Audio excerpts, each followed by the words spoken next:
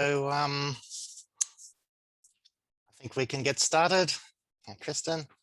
All right, so I'd like to begin by, I'd like to acknowledge the Gadigal people of the Eora Nation, the traditional custodians of this land, and pay my respects to their elders, past and present.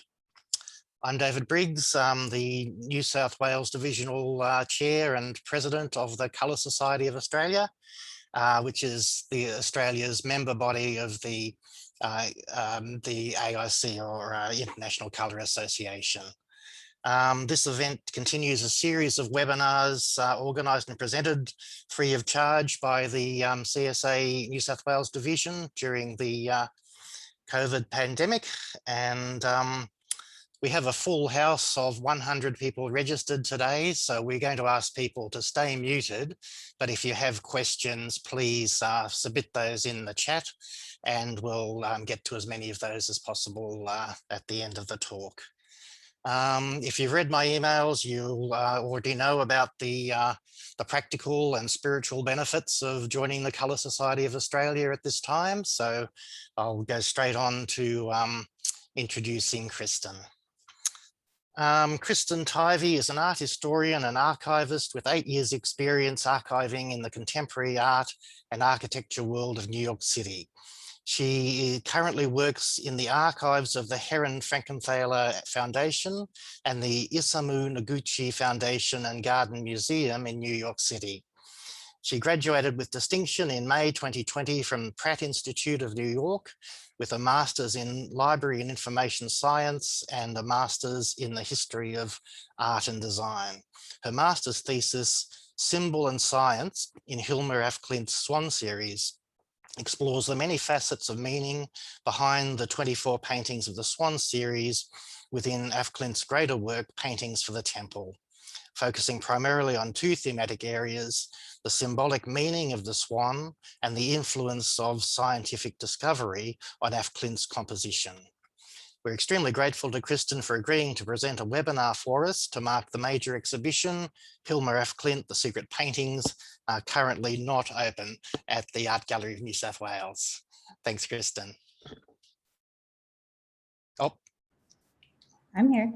Okay. Thank you so much, David, for reaching out to me, and thank you to the Colour Society of Australia and everybody involved behind the scenes for helping make this possible. As David said, my name is Kristen Tivey, and today I'm going to be talking to you about Hilma af Klint. Now, we will be getting specific into the Swan series, but I'm going to start with a general introduction. So what you see, let me just describe to you what's on the title screen. These are selections from the Swan series. You can see the swans, and it's a series of 24 paintings, but we'll get into that later. So this is Hilma af Klint, and she was born in 1862. She lived her life in Sweden. From 1906 through 1915, she produced what is her most exhibited and probably best known large series of work, which is called Paintings for the Temple. This is 193 paintings, and they're all divided into smaller series. Swan series is one of those series. So most of af Klint's paintings explore themes of the duality of male and female, the evolution and eventual unity of the sexes, and the ideas of macro and micro planes of existence. So she was interested in subatomic particles or all the way to the astral plane. It has been recently celebrated and exhibited for her work in abstraction.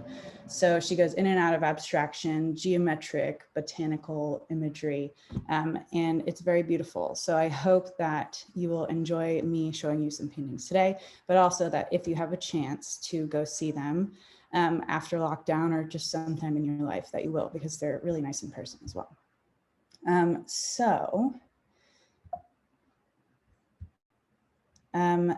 To give a little context of when she lives, because I can say 1862 to 1944 and you could just have no idea what that means, because that's what I do. So this is all the stuff that was happening in science and theory at the time. So we have Darwin's theory of evolution, we have the X-ray, We have radioactive particles. Here's Marie and Pierre Curie. We have the discovery of the electron, and we have electromagnetic field and electromagnetism. So all of these hidden particles were being discovered, and it was being revealed to everybody that, you know, there are things that we can't see in the world. Let me just catch up to my notes here.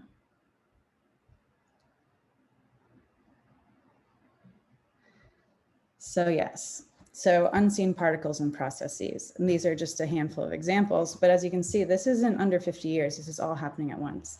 This is also, you know, Einstein's around, everybody's doing lots of things. So Hilma af Klint was taking all this in. She's living in Stockholm and painting after grad school, and, you know, just living her life as a painter. And this sort of idea, this overarching concept of unseen particles and processes was previously explored mostly through religion. So the idea of God, of God's work, of something that you can't see but has power. That was up until these sort of discoveries started happening. That was all sort of considered much more through the lens of religion. And because this is all happening pretty fast, everybody had different interpretations of it. Here I've got on screen a lot of different ones. We have some mathematicians, and we have some color theorists. I assume I'm speaking to an audience who's familiar with Goethe and his color wheel here, but we also have Annie Besant and Charles Leadbeater, who were interested in the spiritual side of atoms and the sort of subjective ideas of color, as Goethe was in a way as well through his study of optics. The only person whose face is on screen here, that's intentional. His name is Rudolf Steiner. Now, he was very influential. He was a theosophist, one of the leaders of theosophy, and later anthroposophy. I can never pronounce it. There's so many O's. But anyways, he was sort of a forerunner, and he lectured all over the world. And af Klint was really interested in his take on her work. And she was interested in this throughout her whole life. So whenever you think about the way that she is intaking things through the world, it's also interesting to see what's Steiner lecturing on at the time, and also who else is she looking at? I mean, looking at all this imagery, all these colors, all these cubes and circles, you'll be able to see this being replicated in the paintings that I show you later. As I have just introduced, af Klint was a researcher. So these are her own notes. She kept a lot of notes. She destroyed some things, she kept some things, as artists are wont to do. And these are examples of her glossaries. So she kept two sort of kinds of glossaries. One was just sort of a reference for things that she references in her works. So if you get up close and personal to her paintings, you'll see sometimes she writes words in them, sometimes she puts just letters and symbols.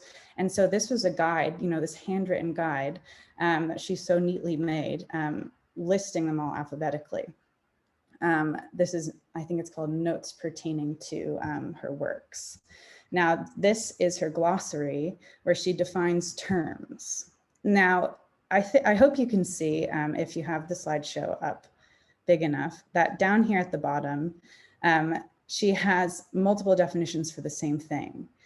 She's really taking information from everywhere and sort of presenting it equally to herself and to everyone. She's really just trying to understand what these unseen things are and what message she wants to convey. So she was seeking for Steiner's help with that, and she was also seeking for anything else she could find that could further inform her.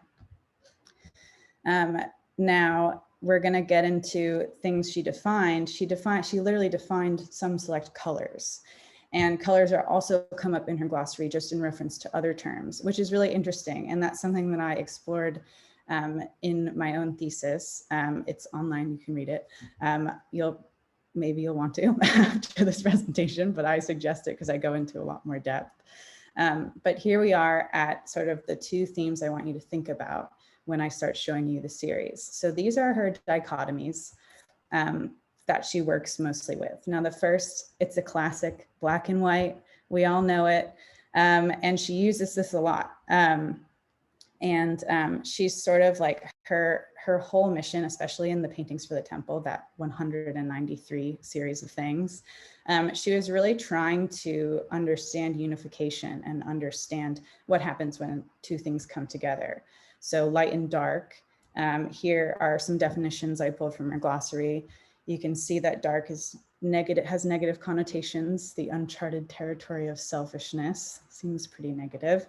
And then white, she describes as the holiest of colors. So here she is with these two themes that we will see later.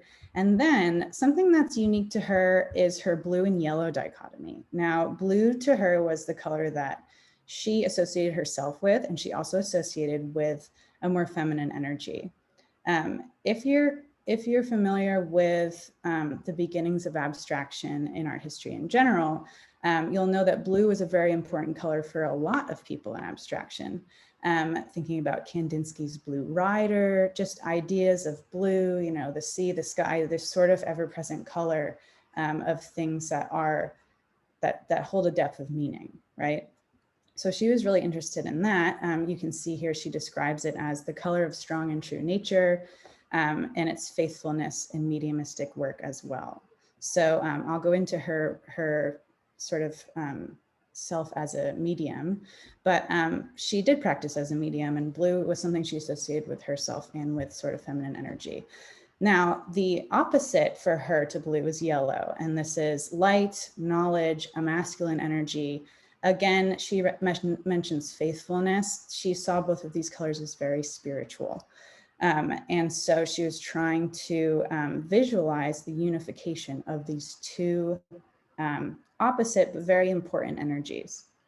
Now, the blue and yellow idea is not, and as is the black and white idea, Klint did not come up with this off the cuff. Again, she was a researcher. And again, a lot of other people were thinking about this. One person who I already mentioned was Goethe. So I brought his sort of table, I guess, of yellow versus blue here. So you can see here, he's contrasting the two colors too.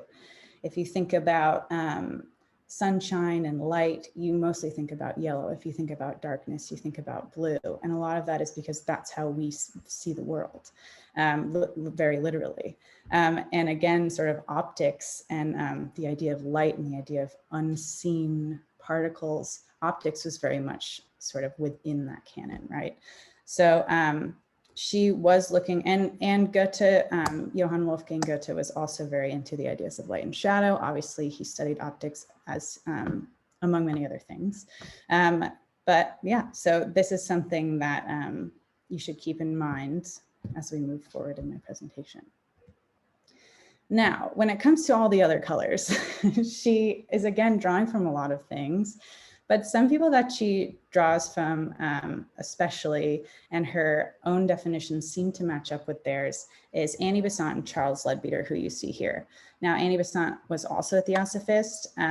She and Steiner butted heads at a certain part in their lives. They started, I guess maybe, they were both theosophists. She was very interested in Eastern religions and bringing those in. And Steiner, towards the end of his life, gravitated much more towards Western religion, Christianity. And so Klint, though she was a practicing Christian, she was interested in everything. And so she will discuss how she sort of pulled from these things. And anyways, I just love this table so much. The key to the meanings of the colors. So yes, let's continue. So we'll get into paintings of the temple. I want to give you some context. Let me get to my notes.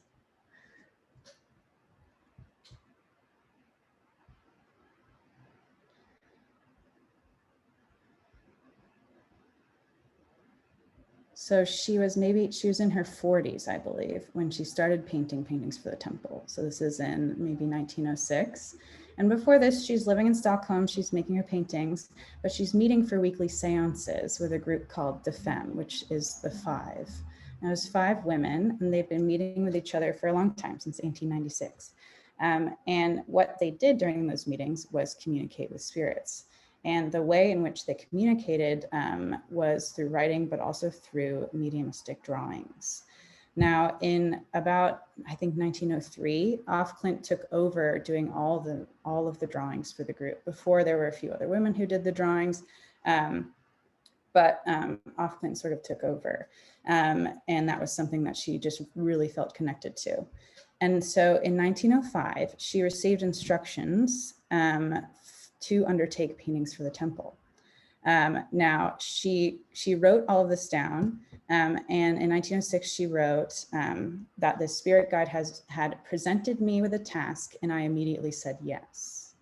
And the task was to proclaim a new way of life and yourself become the subject of a new kingdom. Your exertions will bear fruit. So here we are, she's received this message. It's clear that she's supposed to use art to convey an important and overarching message, but it was unclear exactly what this message is. And so it's to this end that Klint is seeking clarity from all of this research she's doing and from the living leaders around her, like Steiner and Besant and Leadbeater. So she mostly thought about it through theosophy, but she was really trying to figure out what this meant, because she was giving guidance up until a point, and then after that, I've left to her own devices. So she worked as a medium. These spirit guides painted through her for the first half of the series. What I have on screen here is one of the first, so there's about 10 series in Paintings for the Temple. And on the left is the first one. It's called, oh wow, I'm just blinking. It's called something. And then the one on the right is called The Altarpieces. And this is the penultimate. This is the ultimate. These are the 3 final canvases. The first one's called Primordial Chaos. So you can see already a lot of abstraction. And if you are looking at the works on the left and you've noticed the blue and the yellow, then very good, because it's literally just blue and yellow and then the middle of those, which is green. So she's starting with this dichotomy. She's working on this mediumistic commission, and she works just incredibly fast. She painted 111 pictures, which she organized into 7 series for the first 2 years of painting. This is 1906 to 1908. So that's a lot of paintings at once. In 1908, there were a few events and she ended up taking a pause, and then she revisited Paintings for the Temple and continued. And that's when she painted Swan series. Swan series is part of the second half. Now, during this time, her mother lost her sight, so Klint had to become a caretaker. So there were some logistics involved, but also she met Rudolf Steiner, and he gave her some feedback. He was concerned about the way in which she practiced, her medium practiced. He wanted her to be, I guess, more sort of like connected herself, to put her own thought into it, to give some interpretation herself. And when she came back from this break, she talks about Swan series, and she basically, she doesn't attribute it to a spirit guide, and she says that this is a series that she made basically sort of more on purpose than the ones in the beginning. It's hard to find the right words to say these things. Yes, so that's why I chose Swan series to focus on, because I thought, well, okay, so all of the things she's researching, she's more consciously involved in this series. She's inputting more of her own self and research into this, especially Swan series. So let's take a look. Here's Swan series. It's 24 paintings, as you can see. They're all square. You can see why it's called Swan series, because it is about a swan. And the rest of the lecture is going to be me walking through these paintings, and we're going to sort of explore the story that she is telling. and I have them all, so we're gonna look at them all up close. Yeah, let's see. All right, so the first one, we have swans. We have 2 swans. Again, I told you to think about white and black and blue and yellow. So let's just go through sort of this first group where the swan is recognizable as a sort of representational form. So the swans meet, they collide, they have sort of an altercation, and then one of them flies off. It's very dramatic. This is something that she didn't really do much. There was a lot. This is sort of a surprising representational foray for her. She usually worked mostly abstractly in paintings for the temple. There were some series where she had human forms and things, but these swans are, you know, pretty realistic and pretty lifelike. So it's especially striking, especially these first 5 canvases where a story is definitely being told.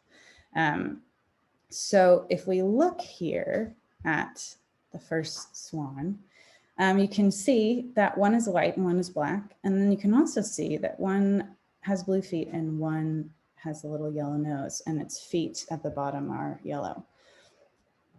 So she's really just, it's all dichotomy right here. It's feminine energy, it's lightness, it's darkness, masculine energy. They're meeting. Here, they're meeting very dramatically, right? They're both bleeding, something has happened.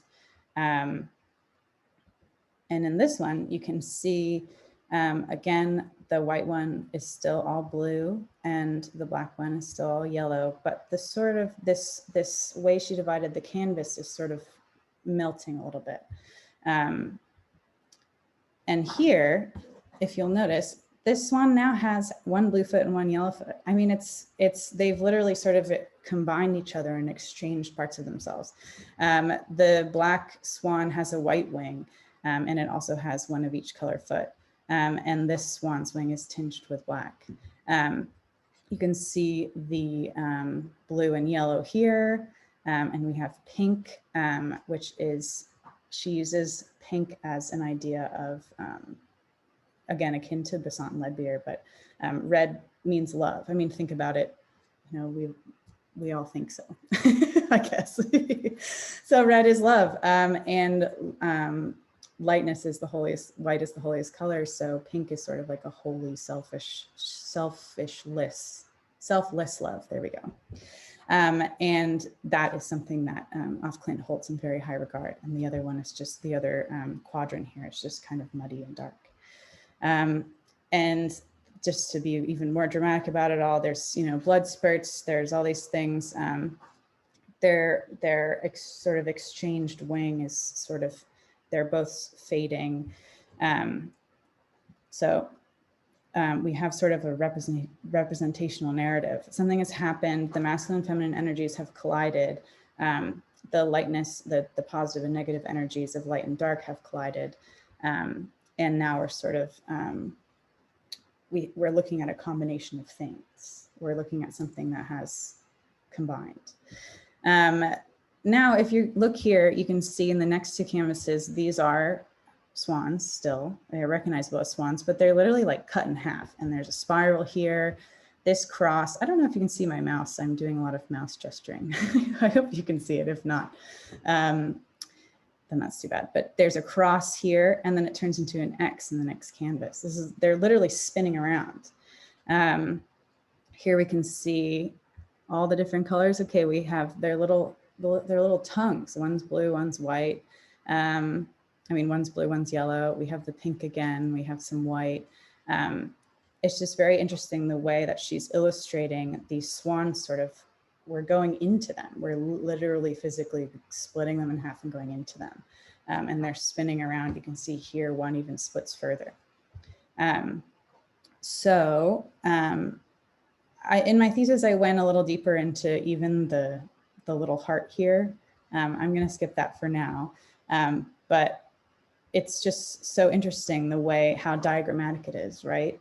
And how everything she uses, the more abstract it gets, the colors and the composition hold all the narrative structure. So the swans have spun around. We've gone inside them in a way. And then here we have this canvas. And here you're thinking maybe, you know, where have the swans gone? But they're right there, because if you look at the very first canvas, it's just matches, right? So these cubes are the white swan, and the black cubes are the black swan. Now there was a lot of thought about cubes and cubes as a shape, because when we're thinking about unseen particles, a lot of these thinkers, I'm going to speak generally, but we can maybe discuss more specific names in the question and answer period if you want.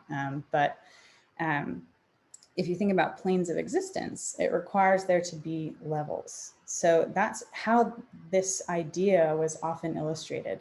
The fourth dimension, the astral plane, this sort of spaceless space, we had to, you know, humans tried to define it in sort of a way that a cube would be. So she uses a lot of cubes here. So if this is the swan, it seems like the swan is breaking up into smaller pieces. Here you can see one's blue, one's yellow again. Yeah, it's just so intriguing to see this level of abstraction from these swans. Now, I've interpreted this, and a lot of other art historians have, as this is, we're going into the swan is breaking apart. These are perhaps atomic particles. These are the swan's atoms, or maybe, you know, electrons, protons, all the things that were coming to light in scientific research at the time. So this is where, okay, again, we've left the swans, we've left the representation behind, but it's still about swans, I promise. So let's get into this next section here. So again, remember we have this this sort of bisection here. There's a top level and a bottom level. So thinking about this in terms of top level and bottom level, you can see coming in from the upper right corner, you have this white box, and coming in from the lower right corner, you have a black box, and these cubes are sort of spinning around. We get the idea of spinning again into this sort of propeller-like thing. Now, a lot of artists were exploring visual representations of movement and you know, including that in visual art. Think about maybe the futurists and things like that, where they're showing something in motion and they're showing this sort of stop motion idea. And that was coming a lot from photography, things like another thing that started to be happening around that time, learning that, you know, you can maybe visualize motion. And so we have this sort of spinning propeller, maybe even a smaller thing. So these squares that we thought were atoms, maybe now we're even inside them here with this propeller-like figure. And here it's front and center. And it's hard to see unless you're there, unless I really zoomed in, but there's these little, you can see the white and the black are all merging together, but there's these little, you can see these little dots. These are actually hook and eyes. And one half of them is blue and one half of them is yellow. Again, she's addressing this sort of masculine feminine energy with the hook and the eye imagery. And one side is yellow and one side is blue. So all of these things have merged, just like the swans ran into each other, right? And this, you know, particle is spinning around, and they're all going towards this little tiny cube. If you notice in the right-hand corner, there's a cube, and all the hook and eyes are going towards the cube. There's a lot of color. I'm not really sure. I mean, maybe the red means love. Maybe this is happening. Maybe the swans are in love with each other. I address color in my thesis. I did a little more in-depth research pertaining to these sort of targets that we'll see later.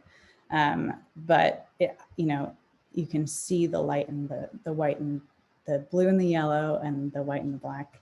And then she has sort of this rainbow effect in the propeller. This is what I think of as a transition. Think about like cartoons and sort of graphic novels. These look like sort of zoom lines to me. We're zooming in again.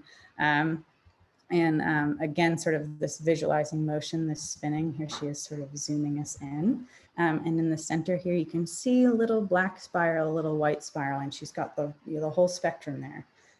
Again, she's got pink here, she's got white, she's got other colors, she's got light purple and sort of a darker pink. So it's sort of like we're getting a little lighter, it seems. Everything's getting a little more pastel-y. So we might be transcending, and we're getting a little more holy here. So here we are. We're in the middle row now, and here's where you can see, I mean, I know we already left the swans behind, but now if you told somebody this was a swan, they'd be like, no, it's not. But it is a swan. If you see, it's divided again, top half, bottom half. Here's the white swan, here's the black swan. This is really interesting when you think about optics. I mean, looking at this canvas, you can see the bottom just looks like she's put sort of a blue film over the same colors as the top. She's done this very expertly, and she has these 7 colors. This could pertain to, you know, Theosophy had this idea of 7 levels. 7 was an important number in a lot of sort of spirituality and mysticism. But for her, she's sort of given this spectrum in light and in dark. So the way I think about it kind of is, here we're sort of atoms, and here we've just become sort of pure light. I mean, doesn't this look like a prism, this triangular shape? Here the triangles sort of switch places, and we have this circle, and again, really we've returned to this really stark white and black.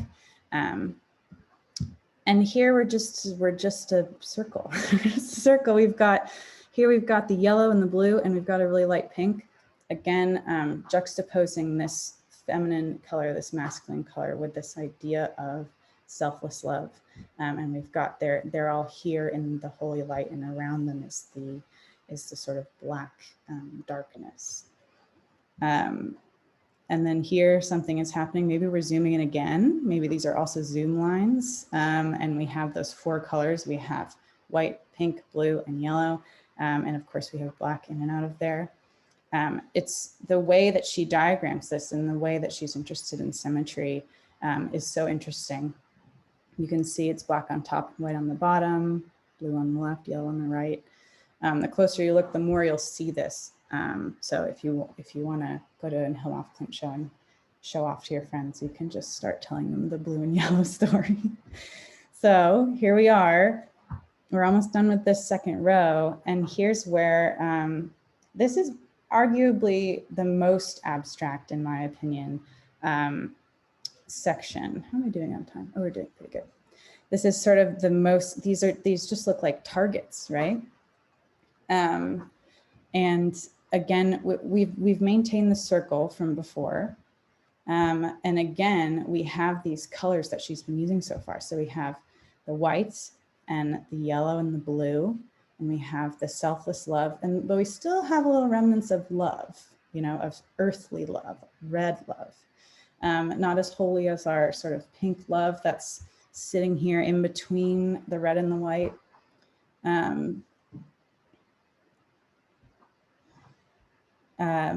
Yeah, I went into detail of this in my thesis, and I want to just see if I said anything very interesting.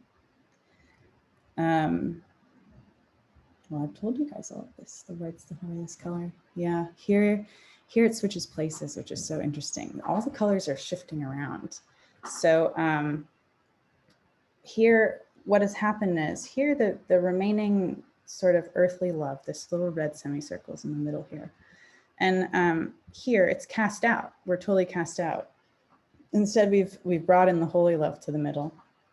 There's a little bit left in this little triangle, but you know, we've got the holy love and the 2, you know, sort of gendered energies here, and then we have the light and the dark, and sort of this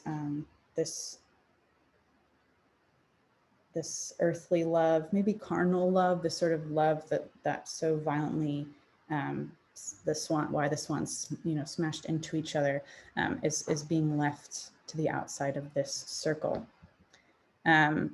Here, I don't know, these look kind of like zoom lines to me. Maybe we're zooming in even more, you know? We have and one of them's pink, one of them's blue and yellow.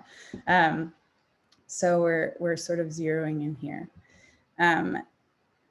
Now here's where we hit something that is interesting, and that I can talk to you about the snails. It's not exactly related.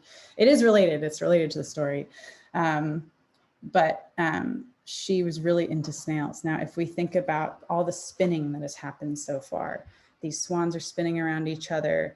The cubes are spinning around each other. This propeller thing is spinning. We get into sort of to the optics. This circle, maybe it's a disc, maybe it's a spinning disc, you know, we're really into this, just this entire space of energy.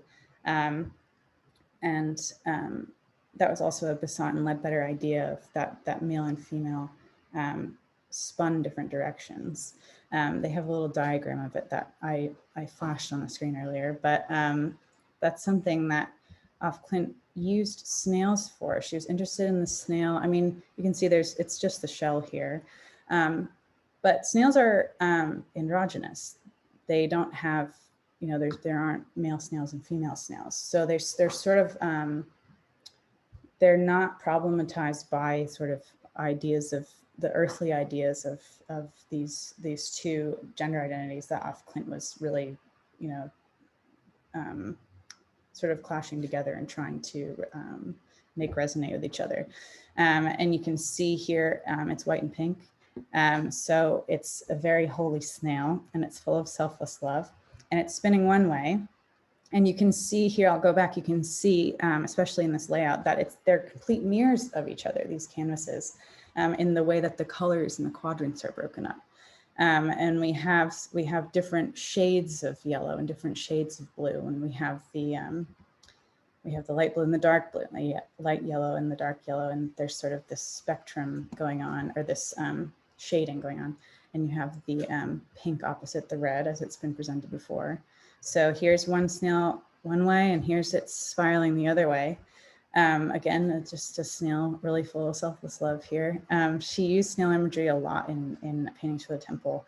It just helps to define the idea of spiraling for her, and sort of this unification of blue and yellow in a symbolic way that isn't so, here's blue and yellow, which she does a lot as well. But it just sort of adds the whole, it just adds a complication and a depth to that dichotomy that she's presenting, just to give a being that is literally unbothered by these things that Klint is grappling with.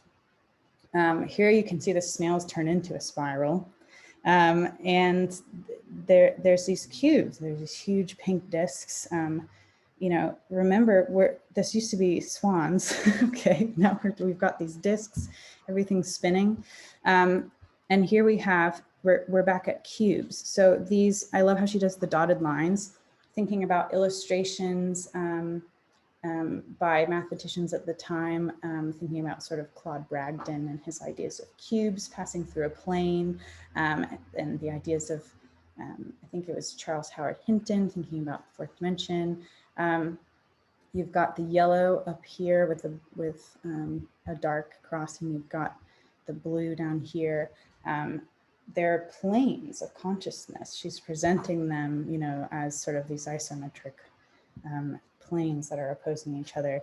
And again, we're spinning around, but this could also be an act of zooming as well. Here we are, there aren't any, we're just in a plane. And it's so interesting. Again, she's got the earthly love and the holy love, and the white and the black. And then the yellow and the blue are they're sort of more muted here, but they're still there. And then here we go. This reminds me of the one we saw earlier where I said, sorry if you can hear fireworks. It is the weekend of the 4th of July in the US, and it's a Friday night in New York City.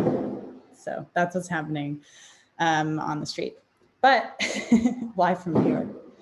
But if you think about the one I was talking about when I was talking about how it looked like a prism, she has this pastel spectrum and this sort of full color spectrum, maybe the earthly spectrum, and then the spectrum of the holy world, the astral world, the fourth dimension, whatever it is she's trying to show us the path to here. And there's this X behind it all. We've got pink and white. And then, oops, and then, okay, so we've gotten this far. And what she does is you can see she so suddenly returns us to the swan. Here are the swans, and they're holding a hook and eye. They've got their feet again. But look what they're holding there in the middle of this hook and eye is a cube. Maybe it's even this cube. That's what I think it is, but who's to say?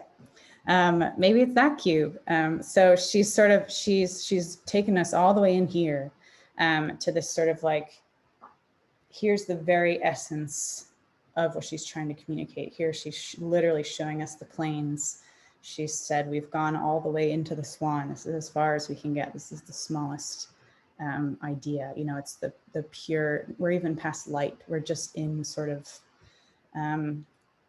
you know, thinking about ideas of ether, like the ether is in between here, but she's really defining it for us. And yeah, and then she zooms us back out again. And here we are. And you can see we've got pink and white, the swans are back. We've got sort of a blue and we've got sort of a brownie red here. And that's the end of the Swan series. So I've taken you on quite the journey. And I have not mentioned sort of explicitly, well, I've mentioned some scholars, but if you're interested in like references and getting more into detail with this, please go read my thesis. And if you're wondering why it's a swan or why she chose a swan, that's what my whole first half of my thesis is about. I present several hypotheses. So if that's something of interest, I cover that as well. That's sort of the first half and this is the second half. So yeah, I hope you enjoyed this really sort of deep dive into this Swan series and sort of her whole yellow, blue, light, dark idea, and the idea that she's really pulling from a whole group of scholars to come up with these compositional techniques and these color meanings. And yeah, and she's being celebrated now as one of the forerunners of abstraction, along with the people who have already been recognized, like Kandinsky, most notably. So yeah, I think it's really interesting to also consider her in their context as well, which I didn't do in this presentation, but there's plenty of scholarship on that as well. So here's my sort of thank you slide. Honestly, please email me. I mean, I hope we can get into some questions here, but if you have any thoughts, just let me know. Depending on how many of the 100 of you email me, it might take me some time to get back, but I love thinking about this type of things. And I know a lot of you hold a lot of knowledge about color, and I would love to hear more about that since that was sort of only a section of my research. So yeah, I'm very interested in any sort of feedback or insight that you are thinking of sharing. So thank you. Thank you, Kristen. That was fantastic. There's some questions in the chat. I think they're sort of coming in still at the moment.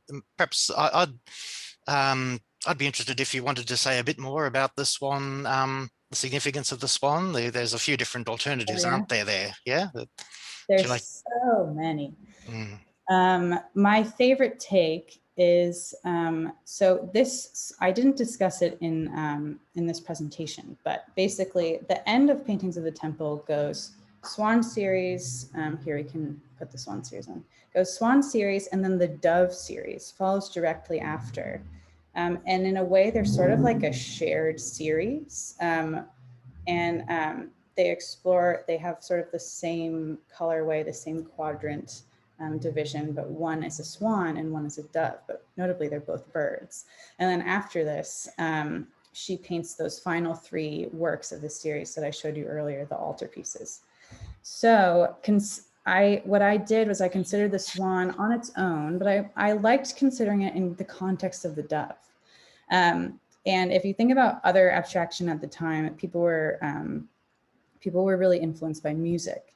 Wagner was really big at the time, and his operas were a source of interest for a lot of thinkers of all types, including Rudolf Steiner, including Klint.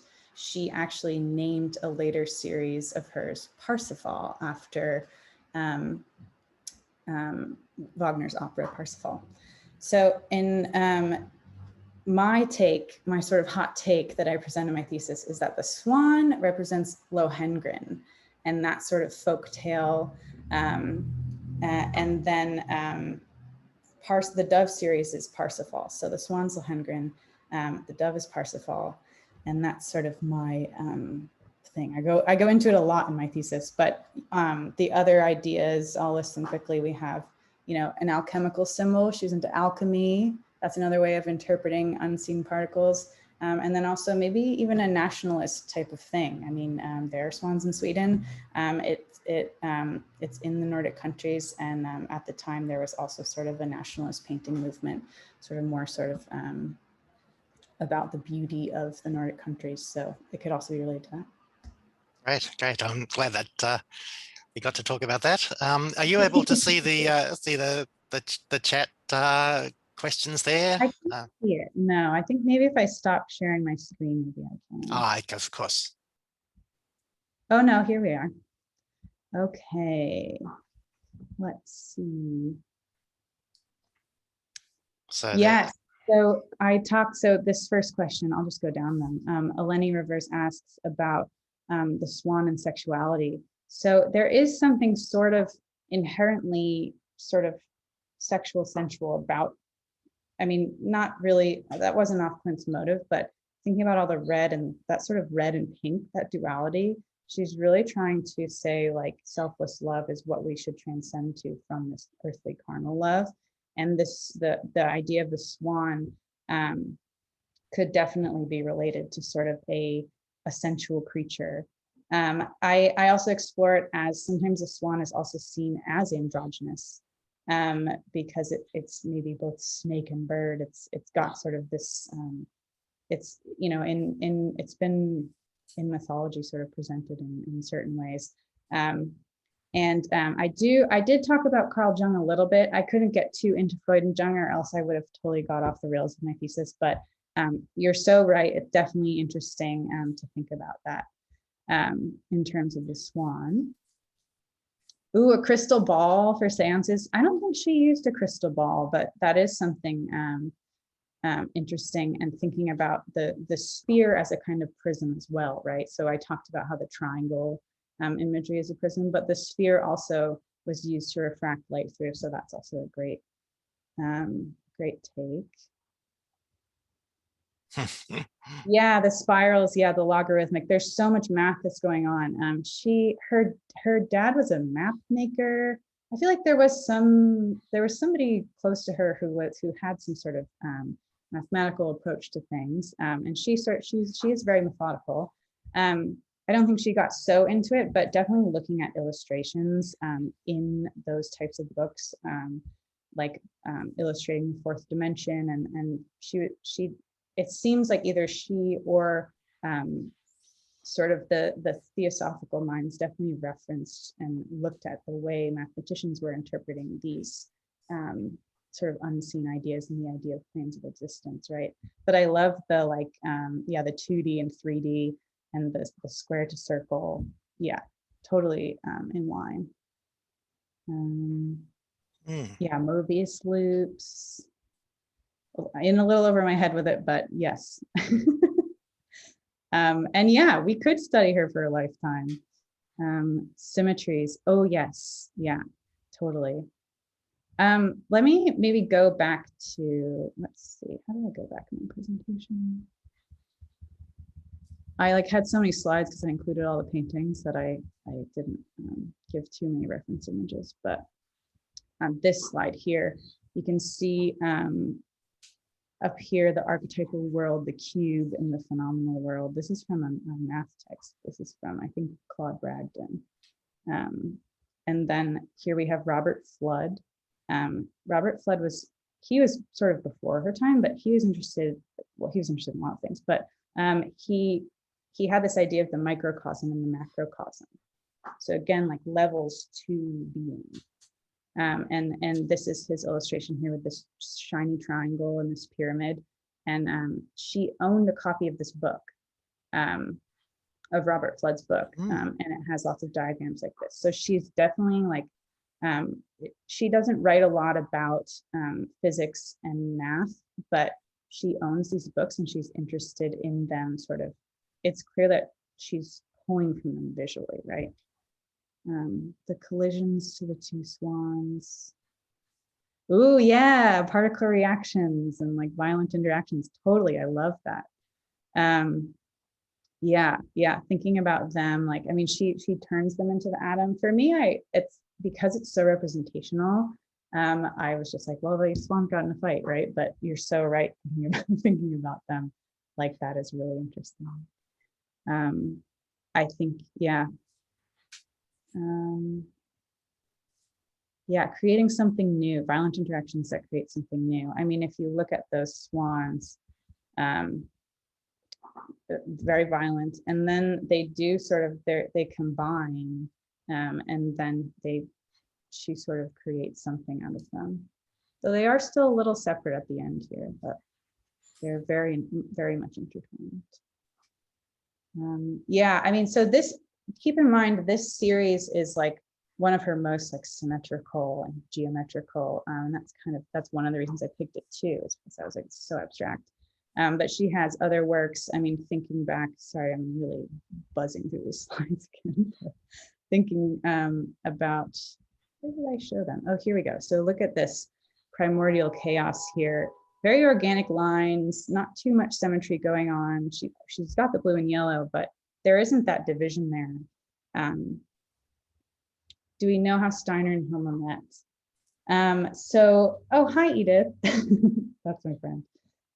So yeah, so like I was saying, Klint wanted to meet Steiner for a while, and she had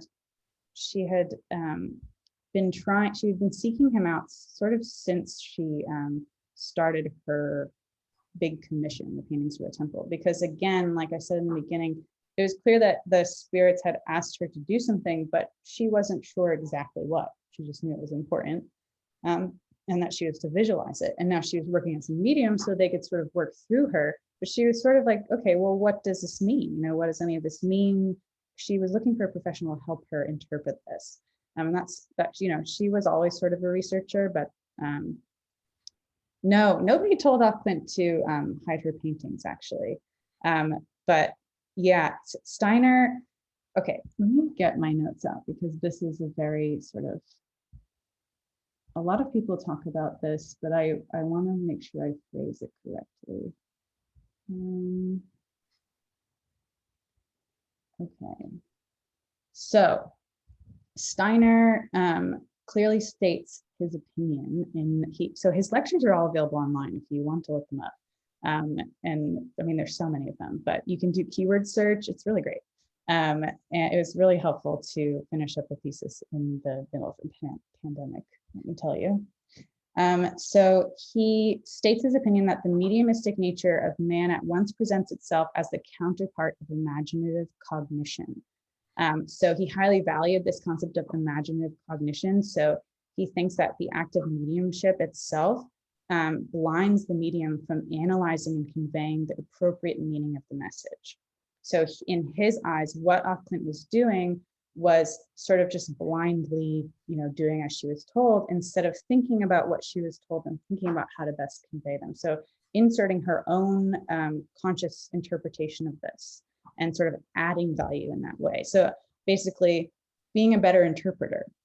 So he was of the opinion that, yes, you could get messages from the spirit world, but you had to interpret them, you know, for your audience.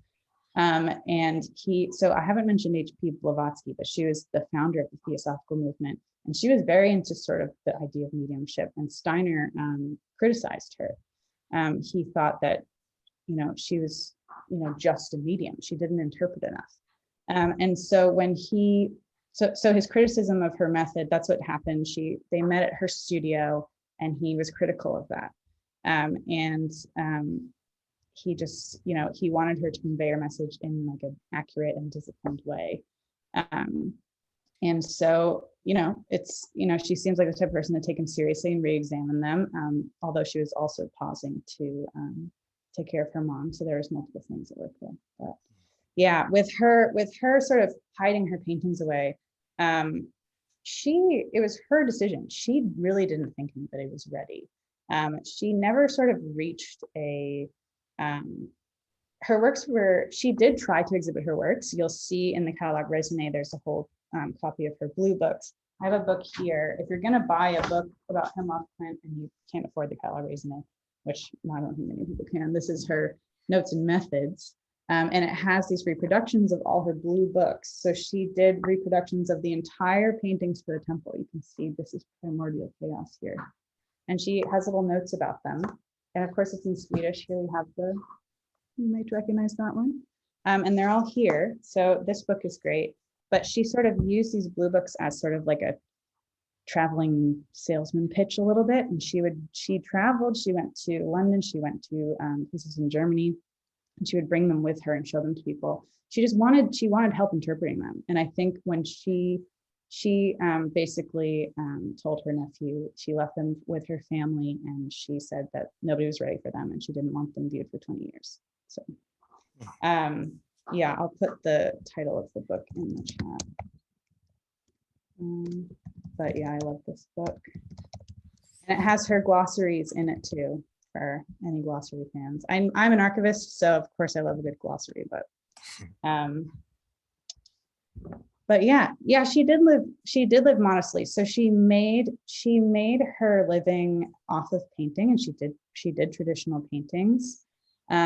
But yeah, she really was devoted to conveying this message her whole life. Now, she didn't start painting for the temple until she was in her 40s, which was 44. And she went to graduate school when she was, I think, in her 20s. She did amazingly in art school. She was one of the only women, and she had a practice. She made sort of representational paintings. She did landscape paintings, portraits, things like that. I think that's how she mostly made her living. But she did exhibit those works sometimes. But yeah, she did.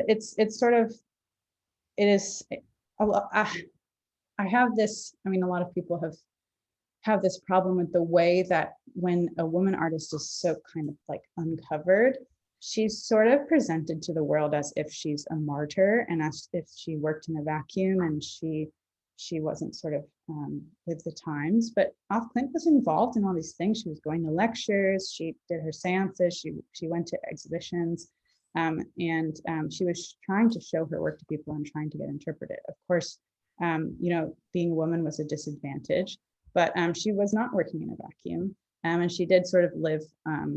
She had to live sort of by her means, but yeah, she just, she was really devoted to this sort of like interpreting and conveying this message. But yeah, I don't think her works were shown until the 80s because her family sort of packed them away for 20 years, and then nobody knew who she was.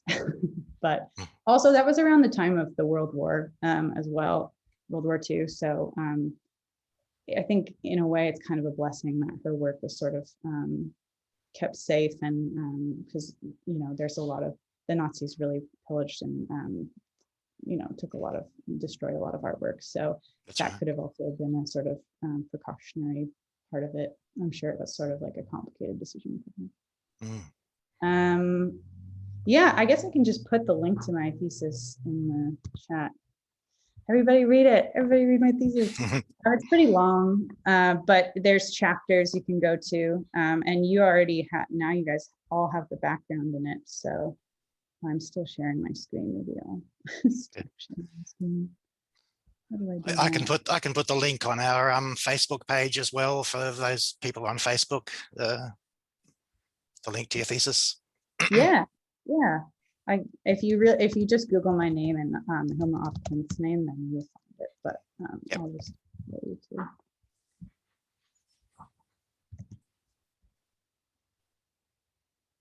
Yes, thank you, Sam, for including the publication information.